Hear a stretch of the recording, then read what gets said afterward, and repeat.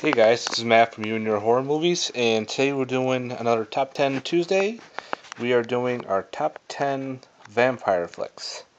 Again, I'm doing my Vampire Flicks from my collection, and I'm missing a couple. I'm definitely missing Nosferatu. I definitely want to own that film, but I want to get the Blu-ray, and I've seen a couple versions on the DVD. I know the Blu-ray was a lot better, so that's unfortunately not in the ballpark. So I'm doing the movies in my collection. So number 10, I actually did this review on Body Bags, and that is Innocent Blood. Very cheesy. You would think this is from the 80s. It's not. It's from 1992. The effects are cheesy. The gore is there. A lot of cool special features. Tons and tons of cameos in this film. If you check out my review on Body Bags and all the different cameos, you got Argento, you got Rami, you got Savini, tons and tons. Great, fun little flick. I love this movie. Okay, number 9 is The Shadow of the Vampire, John Malkovich and William Dafoe, who was a take of Nosferatu. I don't know if this was in the 80s or 90s. I don't remember exactly when this was, but this was a lot of fun film. Definitely check out Shadow of the Vampire. Number 8 is Blade. This is the first one. I liked the first two. I didn't like the third one at all, so I stuck with the first two movies. Blade is a fantastic Marvel film. It spawned the rest of the Marvel movies. I know there's a bunch of other older Marvel movies. You got like the old Punisher movie with Dolph Lundgren. You got some of the old Captain America and Spider-Man movies that were pretty shitty. But this is the one that kicked off the new ones.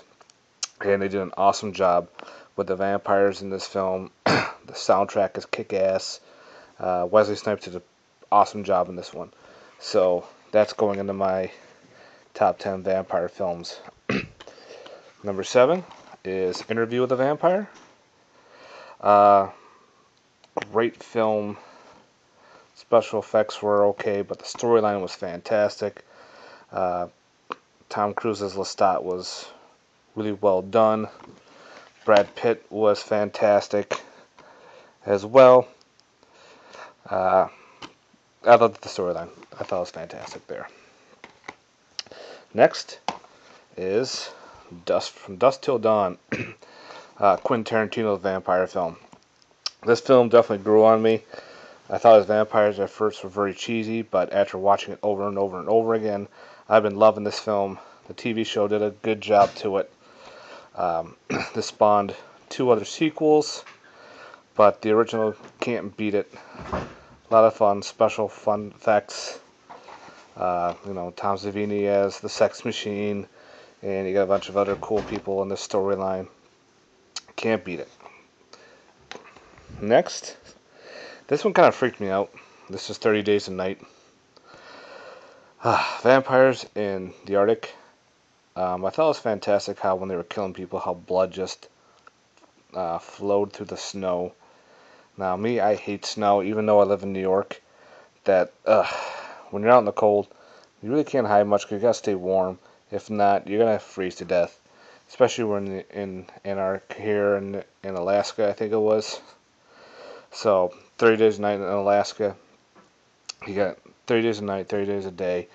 These vampires come out, of course, during the nighttime, and they have full reign. Versus like if you're living in New York, you got nighttime. Pretty much nowadays we'll hit up around 5 o'clock, but you still have some time to survive and hide. Not in this film. You're pretty much fucked. So 30 Days a Night had to go on my vampire film top 10, which was pretty good. The second one was okay, but the first one was the best. Alright, number 4 is Cronos. Very cool, different take on a vampire film by Del Toro. Antiques Theater comes across this golden scarab, which somehow it attaches to him and it turns him into this weird vampire. Very cool flick. Shit. Yep, very cool flick. pick that up.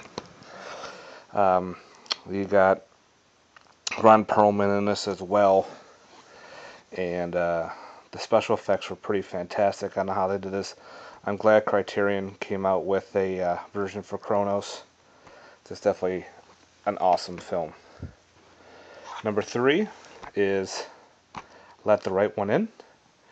This one is the foreign one, and of course the foreign one kicks ass. This film is really cool. This kid that gets bullied and befriends this little girl. And of course the little girl is this old age vampire. Her uncle is taking her around, you know, keeping her captive, bringing people in. Well, she befriends the little boy, and, you know, she goes out feeding, and the little boy doesn't really care. He wants to be friends with her. Very cool storyline. Definitely check out the Let the Right One In if you've never seen this one. Number 2 is Fright Night. What can I say about Fright Night? That it's fucking awesome. And yeah, of course the original. Never the remake. So Fright Night. And number 1 is Bela Lugosi in Dracula. Gotta have it. Like I said, he was the next vampire after Nosferatu. So if I had Nosferatu, this list would have been a little bit different. But you gotta have Bela Lugosi as Dracula.